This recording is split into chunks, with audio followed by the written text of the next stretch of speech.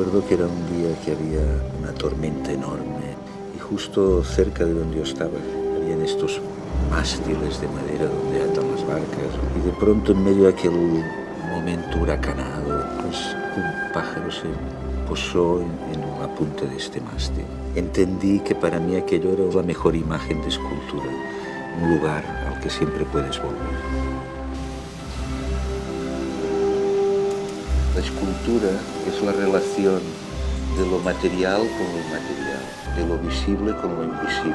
Podría ser una imagen muy bonita de escultura cuando intentas coger agua con las manos, que se te escapa entre los dedos. Las cosas que nos rodean, las personas, los objetos, se duermen como los niños que se duermen de golpe en un coche. La escultura tiene esta capacidad enorme de volvernos a despertar. What is this? What do you think? Mira, mira, mira, mira, mira, mira, mira.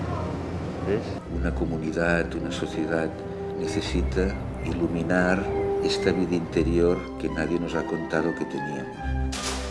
No es el exterior que ha de iluminar la creación tiene la obligación de iluminar.